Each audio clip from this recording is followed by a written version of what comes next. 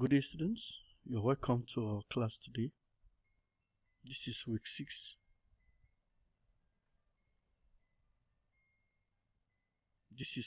You're welcome to our class once again. Just as I said, today we want to continue with measuration 3, and our topic is the frustum of cone and pyramid. Okay. Now, we shall start with the total surface area of cone and pyramid, but our first concentration will be that of the surface area and volume of the frustum of a cone. Now, what is the frustum? Or how do we identify the frustum? Now, when you are given a complete cone, now when a particular portion is cut off, the remaining parts linking towards the base of the cone is called the frustum. Now, in the cone, we always represent the cut-off part, the cut-off height with small letter h, and the base of the cut-off cone as the radius.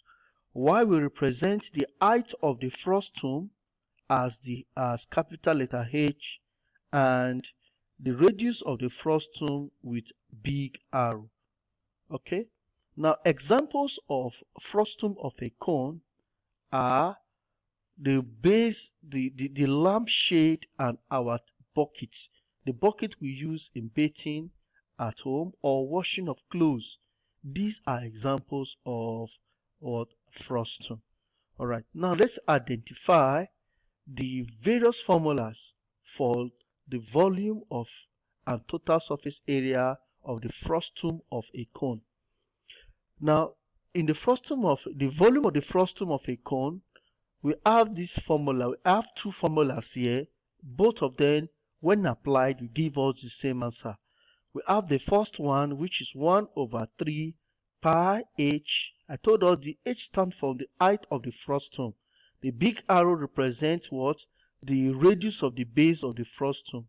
And while the small arrow represents the radius of what? The cut off part of the cone. Okay. Now, this is the formula, which is 1/3 pi h big arrow square plus big arrow times small arrow plus big arrow small arrow square, close the bracket. Or we find the volume of the complete cone, which is this, and we find the volume of the small cone, which is this. Then we subtract the volume of the small cone from the bigger cone to give us the frustum, the volume of the frustum. Now, take note, the height here, the big H represents the height of the frustum. A big arrow represents the radius of the base of the frustum, and small arrow represents the radius of the top of the frustum, which is the same as the radius of the cut-off cone. Okay. Now, the total surface area of the frustum, we have pi, we have an open bracket, then we open another, we have a closed bracket.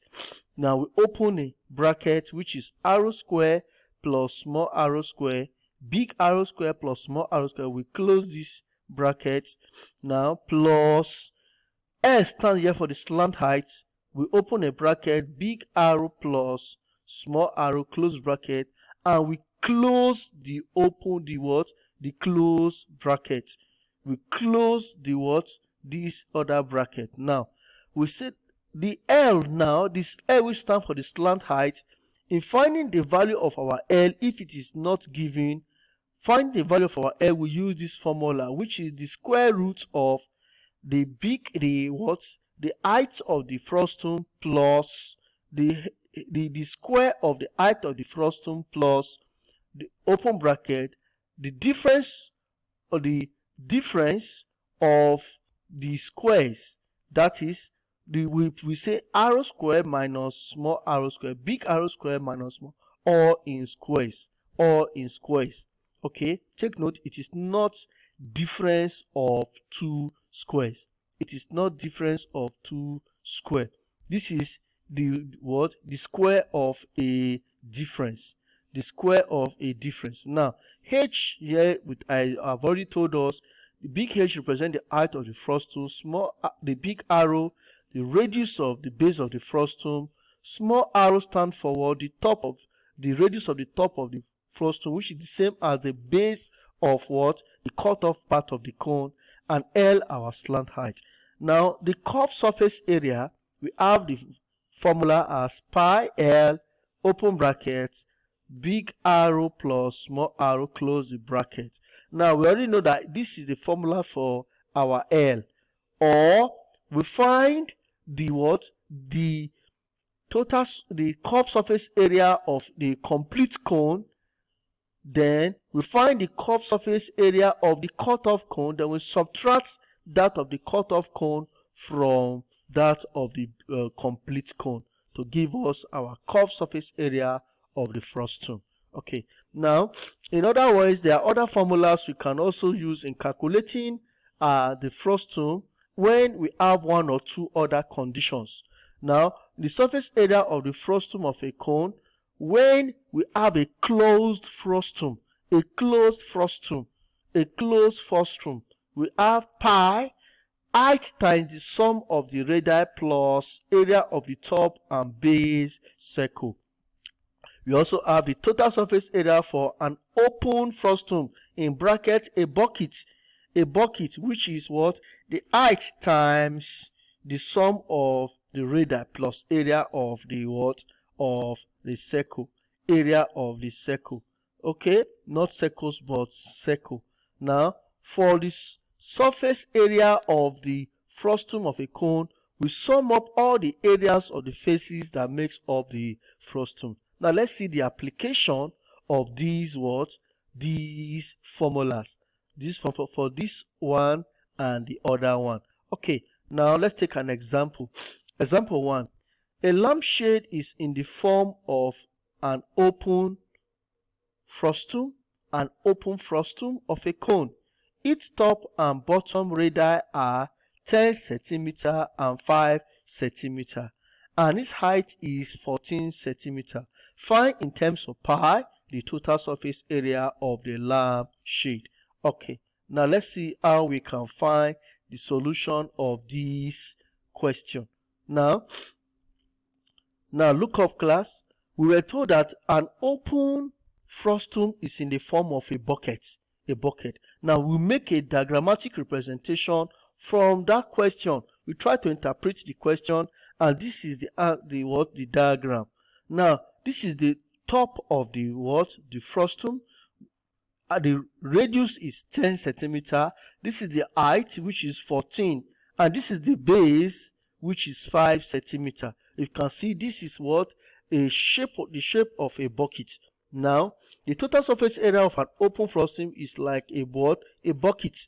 Now, the formula is given as pi open bracket the height times the sum of the radii plus area of circle Now, remember that the top is open while the base is closed, because for it to hold something like water or any other liquid or any other things like sand or whatever, the base must be closed. So it's what? An area of a circle. While the top is open, we can only use it to calculate what the circumference. Okay, now the formula, which is pi h times what? Big arrow plus small arrow, we close all the bracket, then plus pi arrow square. Now, if our height is 14 cm, our big radius is 10, and our small radius is 5. Now, the total surface area of an open frustum, which is pi, we plug in our values, 14 times open bracket 10 plus 5, then plus pi. Remember, we are asked to put our in terms of pi. Then our radius, which is the base here, is 5 square. Now we have pi 14 times, when we add 10 plus 5, it will give us 15. So we have 14 times 15 plus 5 square, which is 25. So that's we have 25 pi. Now, when we add up these two, when we multiply 14 times 15 will give us 210. When we multiply by pi, will give us 210 pi plus 25 pi. Now, when we add up, we have 235 pi centimeter square. Remember, we are asked to find the area. So all areas is in centimeter square. All right, now let's take more examples. Example 2. A frustum of a cone has top and bottom diameter of 12 centimeter and 24 centimeter respectively. Find the depth. Why the depth is 12 centimeter. Calculate Roman figure 1, the curved surface area of the frustum, and Roman figure 2 of the frustum. We have two questions here. We are asked to calculate the curved surface area of the frustum and 2, the total surface area. Taking note that the base, the top and bottom diameters, they are 12 and 24, and the depth, which is the height, is 12 centimeter. Now first of all, we represent the question diagrammatically. Now, this is the top. You can see it has turned. This is the shape of the frustum.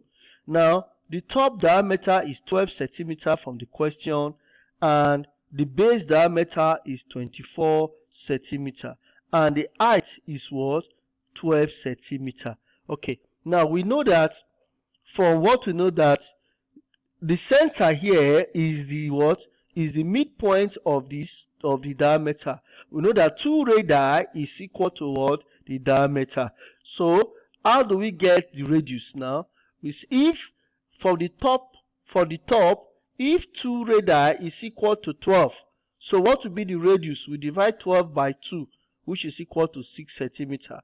And for the bottom, we also divide 24 by 2, which will give us as 12 centimeter. So we've been able to find the radius of the top and the radius of the bottom as 6 centimeter and 12 centimeter. Now, question 1, we are asked to calculate the curved surface area of the frustum. We have the formula pi L open bracket big arrow plus small arrow. Now take note that L here stands for the slant height. This is the slant height of the frustum. The slant height of the frustum. So we must first of all calculate for the slant height of the frustum. So students, now let's look at, now we have L, which is the slant height of the frustum. The height 12 centimeter of the frustum. The height of the frustum is 12 centimeter. So we have it already. And we want to find the slant height of the frustum. Now we know all our values. All our values has been given. The radius of the top and the radius of the base. Now let's plug in all our values. Now the height, which is 12, you have 12 square plus open bracket 12, which is our big radius, minus 6, which is our small radius. So plus 12 minus 6, which is 6 square. Then this will give us as 144. 6 square is 36. So now we sum 144 plus 36, which will give us 180. We now have the square root of 180. The square root of 180 will give us 13.4164. There are other numbers here. So we take our final result to 1 decimal place, which is 13.4 centimeter. Now if our slant height is 13.4 centimeter, now let us find the curved surface area. Taking note that our pi is 22/7. Now we put the L, which is 13.4, then 12 plus 6. When we simplify, then we are going to have this value as 5306/7.